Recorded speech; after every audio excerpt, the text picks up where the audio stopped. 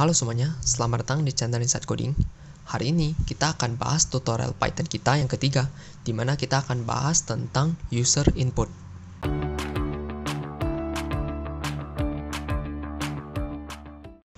Oke, nah jadi user input itu apa sih? User input di Python itu memungkinkan user untuk menginput suatu data. Jadi kalau misal nih teman-teman pergi ke suatu website, nah ada disuruh register atau login, dimana kalian akan menginput email dan password supaya bisa login ke website tersebut. Nah, itu adalah salah satu contoh dari user input, dimana kamu sebagai user website tersebut menginput atau memasukkan data email dan password. Cuman untuk kali ini, kita tidak akan membuat user input sekompleks itu. Nah, sekarang apakah mungkin kita bisa membuat user input di Python ini? Jawabannya bisa. Di Python itu ada sintaks yang namanya input. Nah, jadi misal nih, saya mau membuat user input nama. Berarti saya mau mengambil data nama. Berarti nama user sama dengan input. Masukkan nama kamu. Contohnya, baru saya print nama user.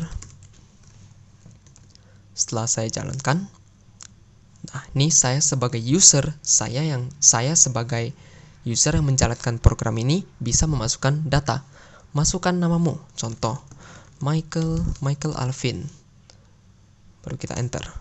Nah, setelah kita enter, dia akan mengeksekusi line kedua ini, di mana print nama user.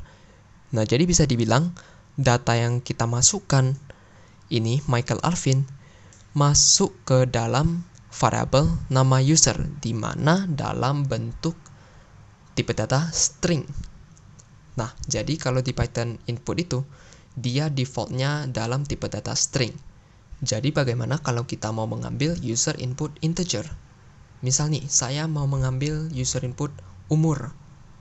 Nah, berarti umur sama dengan input.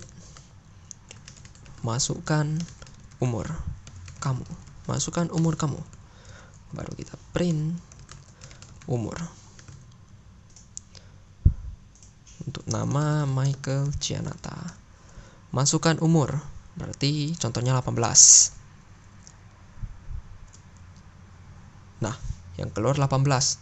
Walaupun teman-teman lihat angka 18 ini masih dalam bentuk string. Jadi dia bisa dibilang masih dalam bentuk begini. Masih ada petik 2-nya. Cuman dia gak keluar petik 2-nya di konsol. Nah, kita bisa cek tipe data dari suatu variabel dengan sintaks yang namanya type. Misal contohnya nih, print type umur. Nah, ini kita print tipe data dari umur. Coba kita run lagi. Ups. Michael Gianata. Masukkan umur 18. Nah, kelas string. Artinya, variabel umur ini menampung tipe data string. Nah, pertanyaannya, bagaimana string 18 ini kita ubah ke yang betul-betul 18 integer. Betul-betul 18 bilangan bulat. Nah, kita bisa tambahin int di depannya. Nah, kita coba run lagi. Masukkan nama Michael Gianata. Masukkan umur 18. Nah, yang kali ini keluarnya class int.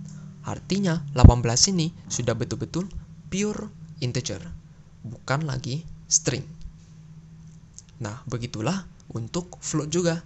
Contoh, untuk float kita mau mengambil tipe data. Ini kita delete dulu ya. Float suhu badan. Kita mau mengambil data suhu badan, di mana itu dalam bentuk desimal. Input, masukkan suhu badan. Nah, supaya dalam bentuk tipe data float, gak string lagi, kita tambahin float di depannya. Baru kita print suhu badan. kita print juga type-nya supaya kita memastikan bahwa subvariabel suhu badan ini dia betul-betul menampung value float. Masukkan suhu badan. Contohnya 36,5. 36,5. Nah, yang keluar 36,5 kelas float. Nah, coba kita compare ya. Kalau kita hapus float di depan ini, kira-kira yang keluar float atau string? Jawabannya kita tes saja. 36,5. Nah, walaupun yang keluar 36,5, tapi tipe datanya masih dalam bentuk string. Karena default dari input di Python itu dalam bentuk string. Supaya dia menjadi float, kita perlu tambah float tadi. Seperti yang tadi. 36,5. Nah, float. Nah, setelah kita tahu basic dari user input begini, sebenarnya teman-teman bisa membuat penjumlahan dari kedua angka. Kita bisa membuat program lanjut lah, bukan hanya print saja. Contohnya begini. Contoh sederhananya bisa misal angka 1 input masukkan angka pertama, di mana saya akan mengambil user input dalam bentuk integer. Ini juga sama. Angka 2 input masukkan angka ke 2.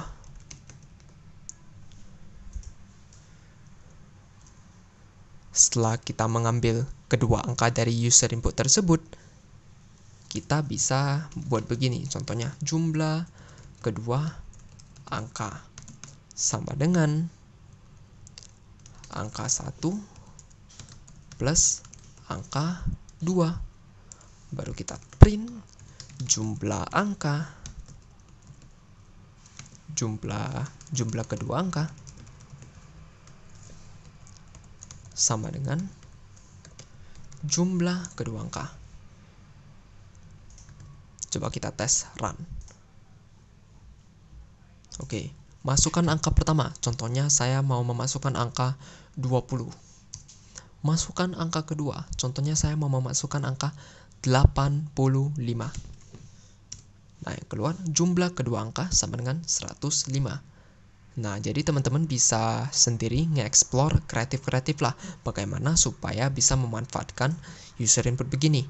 Jadi bukan hanya print dari input tersebut, kita bisa memanipulasi angka tersebut.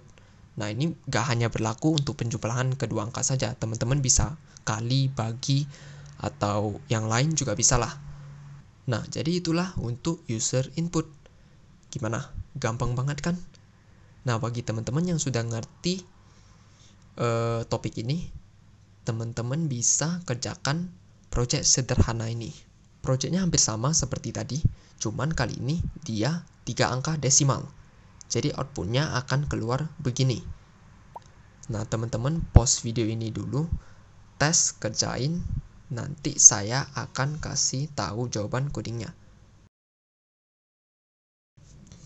Oke, ini jawaban codingnya. Kalau coding teman-teman kurang lebih begini, itu sudah benar.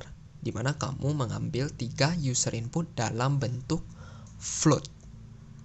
Nah, jadi kalau kita tes jalanin, masukkan angka pertama. Contohnya 5,5. Masukkan angka kedua. Misalnya 6,5. Masukkan angka ketiga. 10,7. Nah, yang akan keluar jumlah angka sama dengan 22,7. Oke, itu sajalah untuk episode user input kali ini. Jika kamu suka video ini, jangan lupa like and subscribe, and I'll see you in the next video.